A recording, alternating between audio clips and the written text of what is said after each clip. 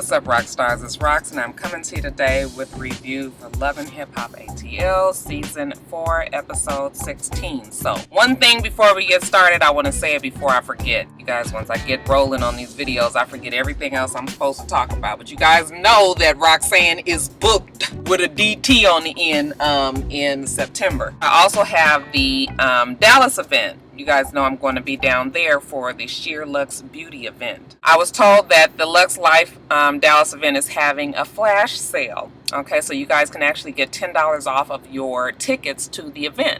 The event is on September 19th. Okay, this is the third Saturday in September. They're having this one-time flash sale, so this is a good time to take advantage of it. You guys can log on to the website. I'll put it on the screen here, and I'll also put it down in the information box, and you guys can take advantage of the sale right now. Okay, Rocky is looking out for you, and you know, we always looking for a good sale, so this is a good time to take advantage of it. They're going to have a hair show and battle. They're going to have a fashion show. Like I said, it's going to be the YouTube bloggers there, natural hair gurus. There's a bunch of black women getting together. I'm assuming that you don't have to be black to attend, so anybody is welcome. Wanted to put that out there before we got started with this here video, you guys. Love and Hip Hop ATL. Yeah, I'm ready for it to be done, and it will be done. Next week is the season finale. And I'm not sick of the show, but I think it's about time for us to call it a wrap. We're going to get through this review real fast so I can get on into McDonald's and get me a Big Mac meal, because it's just starving. Anyway, you guys, let's get to it, shall we? Rashidah, you guys, she got her store. Her boy Kirk has done her good with all of the shit that he has put her through. I mean, that's it. I don't even feel like talking about these two. She's in the Phipps Plaza. So now you don't have to log on to the internet. You can walk into the store. And yes, you can buy the $7 spray painted gold bamboo earrings that says boss in them for $80 fucking dollars. As far as Kalina and Tony are concerned, yeah, she was finally officially diagnosed as having postpartum depression. She goes to talk to the counselor, who was very soothing, wasn't she? She was very calm and level. Okay, that bitch wasn't gonna get excited for nothing. Kalina goes and talks to her, and basically Kalina has the burden of the financial responsibility of her family, so she feels the pressure. Losing is not an option at this point. So, you know, the counselor tells her that, you know, we as black women have this thing about the superwoman complex. We feel like we got to do everything, and ain't nobody saying that you got to be mediocre or trying to fail and shit, but you know, you need to go about it a little differently. How's your support system? Kalina says, all I got is Tony, and that motherfucker full of shit most of the time. And then she says she you know, she talks about Rashidah and how Rashidah is not there for her. Still just have a real bad taste in my mouth about Rashidah and Kalina's relationship. How Kalina is going through, and that Rashidah would give her a little bit of slack considering what she's going through. So yeah, whatever.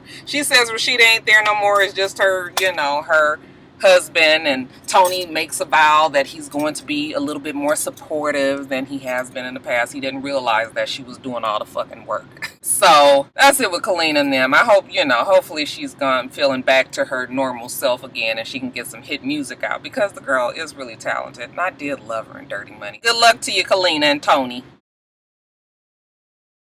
So you guys know Scrappy is always the last to know. I ain't never met a motherfucker that just is this lost in his own damn family workings, okay? Jasmine has him come down to her hair, like the barbershop where she works, and she was like, you obviously don't know what's going on with our mama. Her and Ernest is supposed to be tying the knot. Not only that, but she wants me to be in the wedding. She's asked Erica to be in the wedding, and she wants Bambi to be in the wedding. And Scrappy is just like, what? Like, okay, so Mom Dukes is tripping here. The fact that she gonna invite Erica and Bambi, knowing that them two don't even get along, okay, she obviously is trying to create some mess. Not only that, but you know, this shit with me and Erica, it ain't good right now. I ain't feeling old girl. She put me back through the ringer about this child support. You guys, I don't understand what is going on with Scrappy and Erica and the child support. What the fuck? How you guys just agree on something last week, or you know, a couple of weeks ago, and now we back at one and starting over and trying? I mean, what is exactly is it that she wants? If it's $40,000, give her the money, Scrappy, so she can get this bitch out there. I just don't understand, like, why they keep going back and forth with this child support shit. Scrappy is mad, okay? He was just like, yeah, I talked to old boy. You know, he came and talked to me and asked me for my blessings, and I was like, fine. But I didn't know that they was gonna want to do this shit next week. And next week it's gonna be, you guys. I was just like, Mona, are you really trying to hoist a fucking wedding on us at the end of the damn season? Really? And where the fuck is Ernest? Now that we talking about all of this, okay? Mona, you got the nigga locked up somewhere. Make sure he don't change his mind. We ain't seen him ever since he proposed to Mama D back at church. You know, back then when they was singing Deserve. Now, Bambi is excited about the wedding, and she is going to make good on her promise. She is going to let Mama D and the wedding party use her Shimmer Elite extensions, okay? I was just like, all right, Bambi, I ain't mad, bitch. Get it how you live, okay? Up here trying to put in some free plugs for this damn hair. I guess if everybody else can do it, why not you, Bambi, girl? I ain't mad at all. So she got some looks together, and she waiting for Mama D to come on down there so they can, you know, see what she likes. Before Mama D gets there, Scrappy comes down, and you know, he just like, well, you know, what going on? Like, you didn't even tell me that you had went down there and talked to my mom, you know, and that you and Mom Dukes is gonna be in this wedding, and you know, Erica gonna be in the wedding. That's my best Scrappy for y'all. I'm sorry.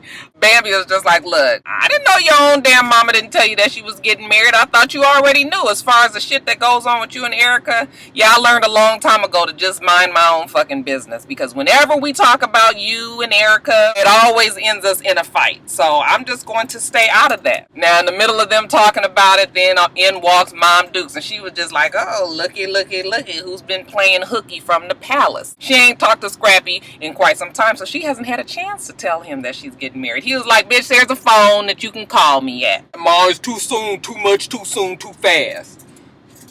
That's it right there, you guys. Mama D gives him the same shit that she gave us, talking about it's always been her dream for, you know, her family to be in the wedding. And he was just like, Erica is not our fucking family, okay? The only reason why Erica is involved in any kind of way is because she is the mother of E-Money. But other than that, Erica ain't got shit to do with what we got going on here and considered family. So Mama D was just like, I want everybody to be in the wedding. And, you know, he was just like, look, E-Money is my daughter. So if I say she can be in the damn wedding, then that's it. You ain't got to have the damn mama come too. Bambi, don't you think that this shit is kind of crazy? You know, Bambi was just like, well, it did kind of seem kind of soon. And, you know, but I thought it was a go. Scrappy makes it plain to Mama D. Look, on everything that I love, you know, we as black people, we like to say, putting this on everything. Usually it's our mama. But if we really trying to stress the point, we put that shit on our kids, okay? And he was just like, I put it on E-Money. If Erica is at that wedding, I ain't gonna be in the building or in the fucking parking lot. You can forget it. All this, you know, blessings and walking you down the aisle and giving you away to Ernest, it ain't gonna happen. So now Mama D is in a pickle. Okay, the drama that she wanted to, you know, wrestle up, the shit is not gonna play out the way she wants, at least as far as Erica and Scrappy are concerned. So she goes over to Erica's house. It's just so ironic that she's all friends with Erica, because I can remember, honey, some blowouts between her and Erica. You know, they have a common interest right now, you know, which is Scrappy, and the fact that he's pissing them both off. She's telling Erica, like, look, if you're gonna be in the wedding, then Scrappy is not gonna give me away. And Erica's just like, I just don't understand what is going on with him. Like, why don't he just grow up and get past what's going on with us? I'm just like, still, what is going on with you guys? I hate when they don't say exactly what the shit is, okay? They just be saying that, you know, what's going on with us. Now, fuck, it's a reality show. I need the details of what the fuck is going on here. But whatever, Mama D says, look, if you at the wedding, Scrappy ain't gonna be there. Erica's like, look, I am more than happy to just come to the wedding and sit and watch the spectacle that is sure to be. I don't know how Mama D is gonna sneak the bitch into the building, okay, because he said that she can't even be there. But I guess Mama D is gonna worry about that later. Now, Joseline, okay, you know, she's in her, I can do whatever the fuck I want to do without Stevie J. I don't need his help. When I saw that damn girl walking into that building with that cute little flirty sundress on with them rock hard ass titties and that big ass booty just, you know, hiking the shit up 3 extra inches, I was just like, this shit is gonna be a fucking disaster. You don't need to handle the business part, Joseline. She go on and sit down with the good white people. The name of the organization is the Gayborhood, and you know, they're talking to her about the things that they do for the gay community, how they're there for suicide prevention, and you know, all of the wonderful things that this foundation this organization does, okay? And Joseline is feeling it. Joseline says that, you know, she's all for it, the performance and everything. She is not working with her husband's band right now, so she's trying to get the band together. But, hey, it's a go. I would rather you not tell my manager. I would want to do this on our own, okay? And the good white people were just like, well, we won't tell him if you don't. So the good white people, they pleased so far. Then, you guys, we reach a moment in the scene where, you know, keeping it real goes wrong, and Joseline begins to overshare about her troubled past. Well, I don't know if you guys know this about me, but I am something that they call bisexual. My story is so crazy, which it fits in with this because where I come from Puerto Rico in the gutter. Like, I had to pull needles out of my foot. I was just like, uh-oh, Joseline, cállate la boca, but she just kept going. I was stripping at 16, being in the clubs, doing my own thing. I was gay, being with the women's and the men's, and it was just really difficult for me. This was when the good white people started to get a little uncomfortable, you guys. They had this little look on their face, and one of them was just like, right, I know it was. I told my brother that I like women, and my mom went off on me. She was just like, don't you be doing this nasty stuff. The white guy was just like, sure. I was just like, these are the good white people cues that, you know, just a regular nigga from off the street don't pick up, okay? This is where you got to have your management and your business people in place, because they pick up on the fucking cues, okay? Niggas like Joseline don't pick up on the fucking cue. That should mean they have had enough of the fucking story. Joseline was just like, you know, I ain't never tried to kill myself or nothing like that. I'm too cute for that, but I have plenty of days where I ask God, like, why is this happening to me? Now I realize why it's all happening to me. For this moment, to be able to tell this story and to give back to people, because the people need that. A lot of people need that a lot. I was just like, oh, don't cry, Joseline. The damn good white people were just like, well, Mona didn't tell us that she was going to cry. Ted, give her a napkin or something.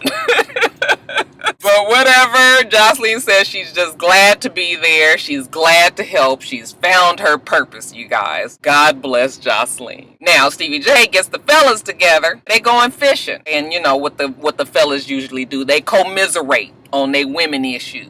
First off, we find out that Stevie J is moving to LA. He's working with Puffy, and he's got some movie deals in the works. They're just like, oh, my nigga, you doing it big, right? Scrappy goes on to tell him that, yeah, Mom Dukes is getting married to Ernest. And not only that, but she want Erica to be in the fucking wedding. And, you know, they were just like, oh, just go on and let bygones be bygones. Let the girl be in the wedding. We didn't move past all of that. And, you know, Scrappy was just like, hell no.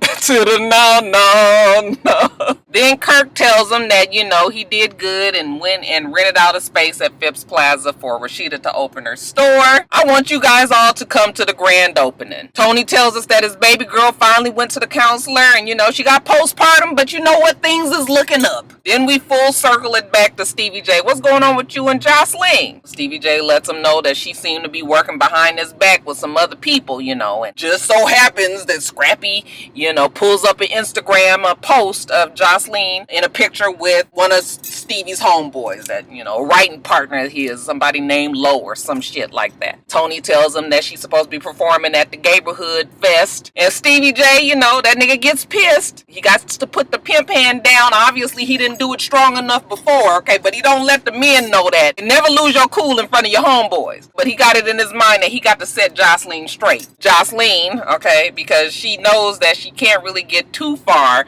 without Stevie J's support. Now she knows she got to get Brother Man back on the goddamn team. So she gets all dressed up in her lingerie, which is, you know, normal every day as far as I'm concerned with Joseline in that damn house. That bitch ain't never got no damn clothes on. But I guess she's in seduction mode, okay? Joseline was like, I'm gonna fuck this nigga till he give in. Stevie J is like, I ain't falling for that shit. He said he oh shit, it's just raining. All of a sudden the rain is falling. What was I saying? My notes. Y'all, the memory, it don't work with me all the time.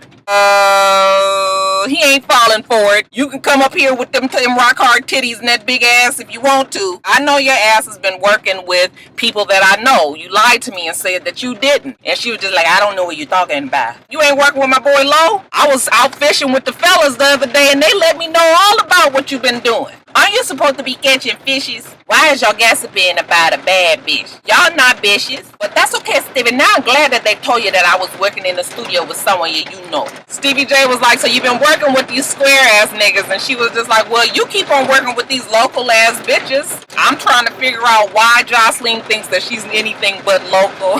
Okay, that damn international superstar has really taken a hold in her brain. Bitch, you as local as a motherfucker. Then you guys, Stevie J has to turn on the pimp talk once again. It is raining fucking hard. Just all of a sudden, I'm telling you guys, that's why I almost slid my ass off the highway the other damn day.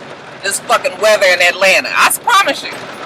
When a bitch get rich, I am not going to spend my summers in Atlanta. It's some bullshit, you guys. Fucking raining like this. I'm so glad I got my umbrella. I got my umbrella. But let me get back on track, you guys. I'm losing track of what the fuck I'm talking about here. Yeah, so anyway, the pimp talk. I do everything for you. I give everything to you. And this is how you repay me. You should be sitting up here telling me that you sorry. Instead of sitting here throwing it in my face that you doing something on your own. If you feel like you can do it on your own, then go do it on your own. And she was just like, well, what do you want me to do? Okay, I feel bad that I got to go and work with all these other motherfuckers because my husband is not doing what he's supposed to do for me. Then she realizes that maybe she needs to change her approach with Stevie. This way ain't working. Stevie would never be proud of me making my own moves and handling my own business. But since Stevie want to act like a little boy and act like he crying, I'm just gonna simmer down and I can convince him to listen to this song sooner or later. She's soft talking him, okay? She's telling him that she wants him to come. She wants him to support. Okay, she wants him to see her perform this song. Okay, and Stevie J just looking. I was just like, look at these two. That fucking Joseline turned on the charm real fast. Okay, I guess we gonna see if that shit work next week. So you guys, they are insisting on doing this remix of Start a War with Jessica Dime and Margot. Okay, I don't even want to talk about that shit. I want to talk about Jessica Dime's ass. And why the fuck is it so big? I mean, why would you want an ass that big? I mean, I know we want to do stripper shit and make stripper money. But like in just real regular life, don't you just sometimes not want to wear Instagram boutique shit? Everything that she wears has to be stretchy. One fucking day, don't you want to just walk your ass into the Gap and buy you some Levi's? I was just like, this bitch in this big ass booty, it's so big and it just sticks out. Oh my god, it doesn't look real in any kind of way. I was just like, oh my god, that shit look like it pulsates. And then just seeing her and Margot together just looks stupid because you know that Margot would not be in the same circle as Jessica Dime if it wasn't for this show. Like, can you see a Jessica Dime up in New York trying to fuck around with Margot? No. But whatever, you guys, the plan is to get back at Mimi. Jessica Dime says that she wants to start a war by bringing Margot to this performance gig that, Mimi set up for Joseline. This is the one thing that she's done for, not Joseline, Jessica Dime. And I suppose because they think that Mimi is mad at Margot when Mimi never really had beef with Margot, so the whole storyline is stupid. I don't even know how they think that this is getting Mimi back because, again, in real life, if Mimi was the manager and she set up this performance for Jessica Dime, wouldn't she still be getting paid off the motherfucker? Okay, it's just some old stupid ass storyline that Mona done came. I said, Mona, this is the fucking, bomb that we gonna drop next week on the season finale. Some shit with Margot and Jessica Dime who are not even regulars on the show. I'm so disappointed, Mona. I know you can do better than this bitch. Fast forward to the night of the performance. Mimi is there with Ariane. She's championing Jessica Dime. Okay, it's something about her. Okay, she's real talented. Everybody keep telling me not to fuck with her, but I just have to stick it out with her. She's a good girl. Blah, blah, blah, blah, blah. Stevie J shows up, and he's just there to support his baby mama. He also says that he wants to listen to the fuck shit that, is sure to come. Tonight is a big night for me and MF Management and for Dime. It's the first time that I'm putting her in front of an audience. We've had some bumps in the road and she still hasn't signed off on the management deal, but I think tonight is going to be the start of something amazing. I was just like, bitch, keep on living. They introduced Jessica Dime. She get her big booty badussy ass up there. I was just like, I know that shit got the stink. How the fuck do you clean all the way up in that motherfucker? I'm sorry, I'm so amazed at how big it is. I'm mad that the doctor somewhere out there actually put that much shit, whatever the fuck is in her booty, It's too big, you guys. Her big ass standing up there, she introduces her special guest, okay? Mimi's just like, special guest? Mimi, why the fuck you don't know what your own artist is about to do? You don't know the fucking song, you ain't heard it. You just gonna throw the bitch up there and let it go for what she know. Child, so here come Margot. She bring her own little skinny, little dilapidated, emaciated looking ass up there next to that big ass dime, and I was just like, this is fixing to be a fucking disaster, but that's how the goddamn show ends.